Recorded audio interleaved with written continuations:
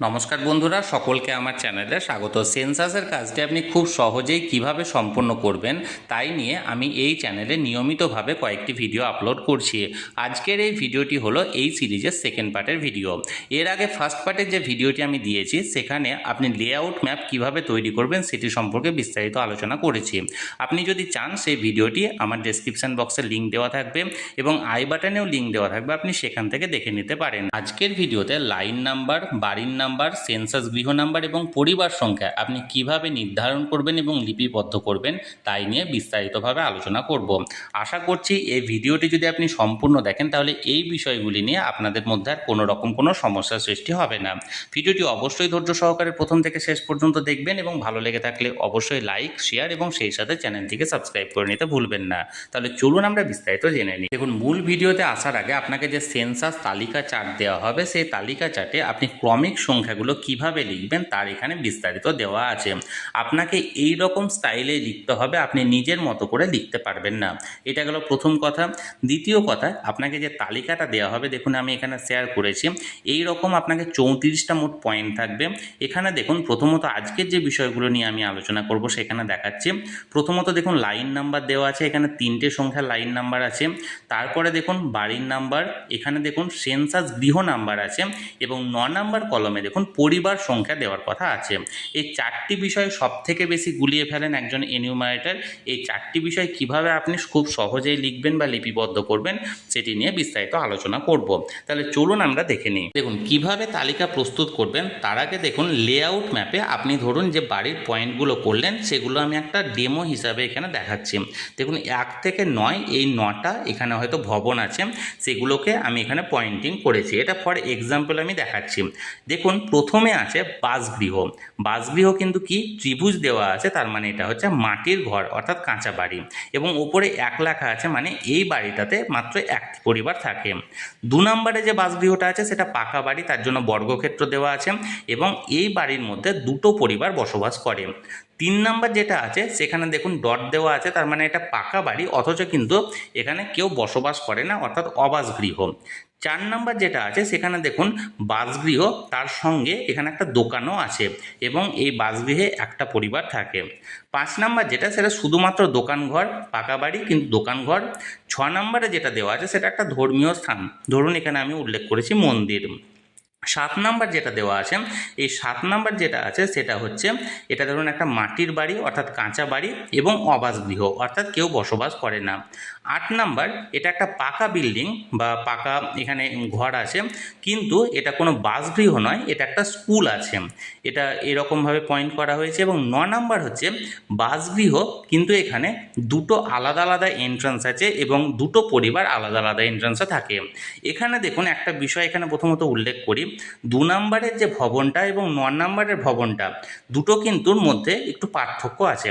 প্রথমত 2 নাম্বারের যে ভবনটা সেটা হলো একটাই বিল্ডিং এবং ওই একটা বিল্ডিংয়ে 2টো পরিবার বসবাস করে, কিন্তু 9 নাম্বারের ভবনটাই হচ্ছে ধরুন বিল্ডিং একটাই কিন্তু সেখানে 2টো আলাদা আলাদা এন্ট্রান্স আছে এবং সেখানে আলাদা আলাদা 2টো পরিবার বসবাস করে। সহজভাবে বোঝাতে গেলে ধরুন আপনি গ্রামের দিকে সেন্সাস করছেন এবং সেখানে এমন একটা বাড়ি পেলেন যেখানে একটাই এন্ট্রান্স আছে কিন্তু এখানে 2 ভাই এখানে বসবাস করছে অর্থাৎ 2টো পরিবার আছে এবং তারা কেউ হয়তো দোতলায় থাকছে, কেউ হয়তো নিচের তলায় থাকছে বা তারা একটা সেকশনে থাকছে, অপরজন অন্য একটা সেকশনে থাকছে। তাহলে সেক্ষেত্রে বিল্ডিং একটাই হবে এবং সেখানে ধরুন সেন্সাস নাম্বারও একটা হবে কিন্তু পরিবার 2টো হবে।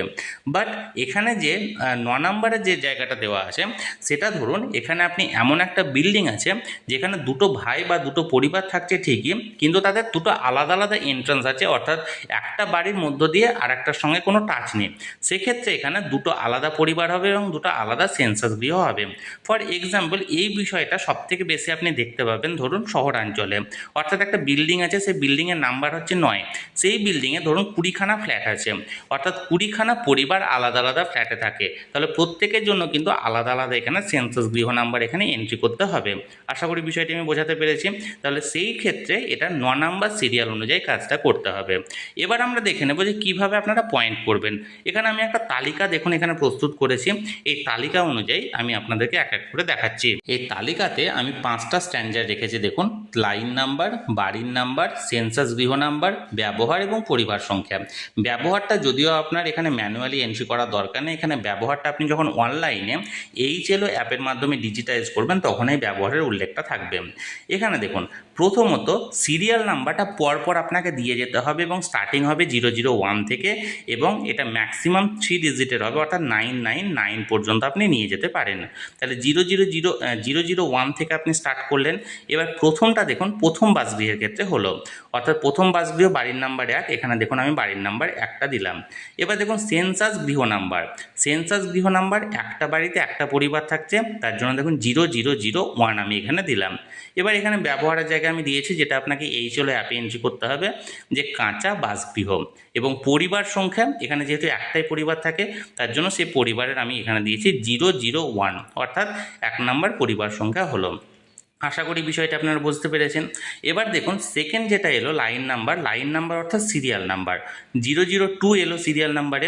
এবার দেখুন বাড়ির নাম্বারটা দেখুন দ্বিতীয় বাড়িতে আমরা এলাম, তাহলে বাড়ির নাম্বারে আমরা 2 দিলাম বা 2 দিলাম।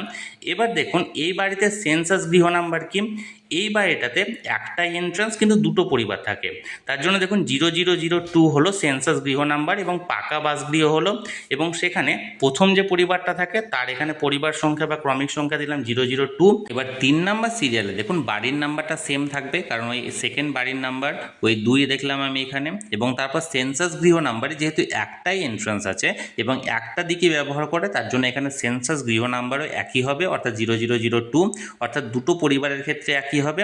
কিন্তু পরিবার সংখ্যাতে যখন আসবেন তখন এখানে পরিবার সংখ্যাটা আর একটা ইনক্রিজ করতে হবে, অর্থাৎ পরের পরিবার সংখ্যাটা আমাকে লিখতে হবে। এক্ষেত্রে দেখুন 003 আমি লিখলাম। আশা করি বিষয়টা বোঝা গেছে। এবার দেখুন 4 নাম্বার সিরিয়ালে আমি যখন লাইন নাম্বারে আসছি 4 নাম্বারটা এন্ট্রি করবো আমি 3 নাম্বার যে ভবনটা আছে সেটার জন্য। এইটা অবাসগৃহ অর্থাৎ পাকা বাড়ি কিন্তু কেউ বাস করে না। এক্ষেত্রে দেখুন বাড়ির নাম্বারটা আমি 3 দিলাম। এই যে ম্যাপিংটা এটা আমরা লেআউট ম্যাপে তৈরি করেছি, তার জন্য দেখুন 3 নাম্বার এখানে দিলাম। সেন্সাস গৃহ নাম্বারও 3 হবে, কারণ পরপর যাবে সেন্সাস গৃহ নাম্বার, এবং এখানে আমি HLO অ্যাপে এন্ট্রি করব পাকা আবাসগৃহ। এবার পরিবার যেহেতু এখানে কেউ বসবাস করে না বা কেউ থাকে না, তার জন্য পরিবারের জায়গাটা আমার এখানে স্কিপ করতে হবে বা কিছু এন্ট্রি করার দরকার নেই। এবার দেখুন পরের যে সিরিয়ালটা আমি আসছি এখানে 005 আমি সিরিয়াল দিলাম, এবং যে বাড়িটার জন্য আমি দিচ্ছি সেটা হচ্ছে 4 নাম্বার বাড়ি অর্থাৎ বাসগৃহ, কিন্তু সেখানে একটা দোকানও আছে। তাহলে তার সঙ্গে দেখুন এখানে আমি যেটা সেন্সাস গৃহ নাম্বার সেটা 0004 দিলাম, এবং এখানে আমি HLO অ্যাপের ক্ষেত্রে এটা প্রযোজ্য যে বাসগৃহ সহ দোকান আমাকে এন্ট্রি করতে হবে। এবার পরিবার যেহেতু এই দোকানের মধ্যে দোকানের সঙ্গে বা বাড়িতে একটা পরিবার থাকে, তার জন্য এখানে পরিবার সংখ্যাটা তার পরের পরিবারটা এলো, অর্থাৎ 004 হলো। এবার দেখুন পরের লাইন নাম্বার অর্থাৎ 6 নাম্বার সিরিয়ালে আমি কোন বাড়িটার জন্য করছি, পরের বাড়িটা অর্থাৎ 5 নাম্বার। 5 নাম্বার বাড়িটার জন্য করছি, বাড়ির নাম্বার দিলাম আমি এখানে 5। এবার দেখুন এখানে সেন্সাস গৃহ নাম্বারও 5 হবে, অর্থাৎ পরপর আমাকে নিয়ে যেতে হবে, কিন্তু এটা কোনো বাসগৃহ নয়, এটা একটা দোকান, তার জন্য দোকান আমি এখানে উল্লেখ করলাম, এবং পরিবার সংখ্যার জায়গায় কিছু দেওয়ার দরকার নাই, কারণ এই বাড়িতে কোনো পরিবার এখানে থাকে না। এবার দেখুন 7 নাম্বার সিরিয়াল বা 7 নাম্বার লাইনে দেখুন 6 নাম্বার বাড়ির জন্য করলাম বা 6 নাম্বার বিল্ডিংয়ের জন্য করলাম, এখানে সেন্সাস গৃহ নাম্বারও 6 হবে। এবার এটা একটা স্থাপনা আছে অর্থাৎ মন্দির আছে, এটা যেহেতু মন্দির বলে উল্লেখ করা হলো, এবং সেক্ষেত্রে পরিবার যেহেতু এখানে থাকে না এই বিল্ডিংয়ে, তাই এটা স্কিপ করতে হলো। এবার দেখুন পরের লাইন নাম্বার 8 নাম্বার লাইন নাম্বারে এলাম আমি, এটা কোন বিল্ডিংয়ের জন্য প্রযোজ্য হবে, 8 নাম্বারটা 7 নাম্বারের জন্য।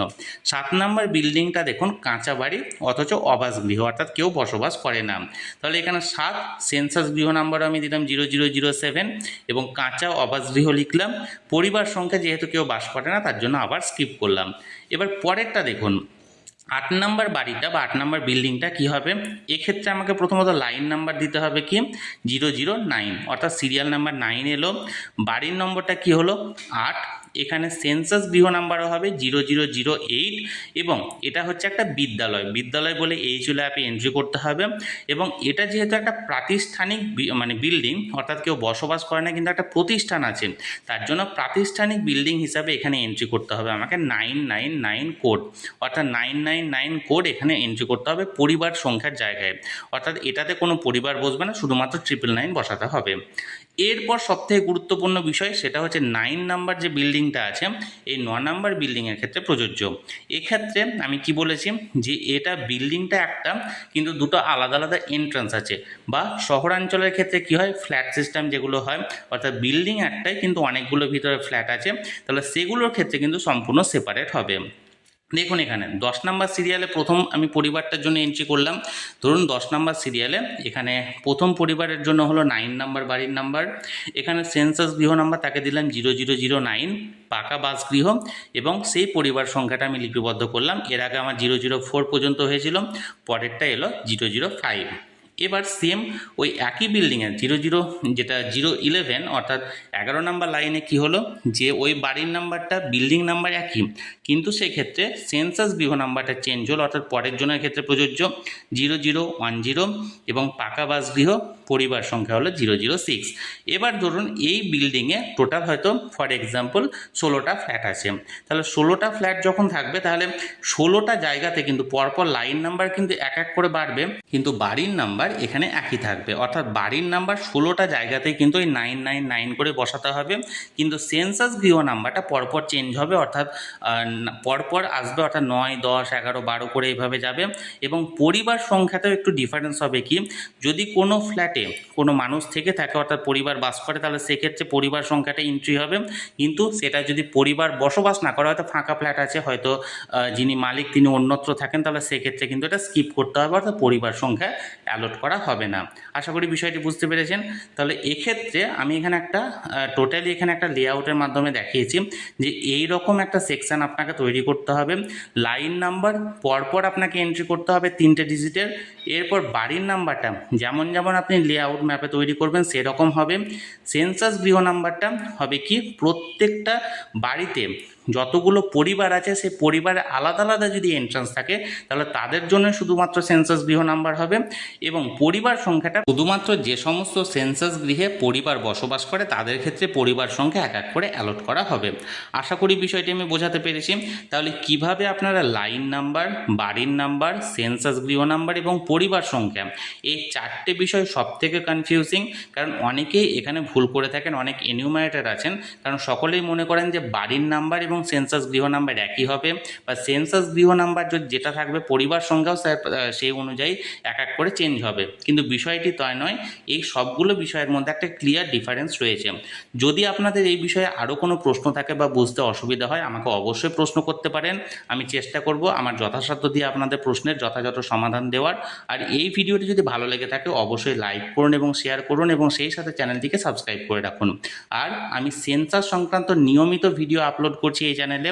সমস্ত ভিডিও যদি আপনারা দেখতে চান তাহলে অবশ্যই চ্যানেলটির সঙ্গে যুক্ত হয়ে যান, অর্থাৎ চ্যানেলটিকে সাবস্ক্রাইব করে রাখুন। ধন্যবাদ, দেখা হচ্ছে পরের ভিডিওতে।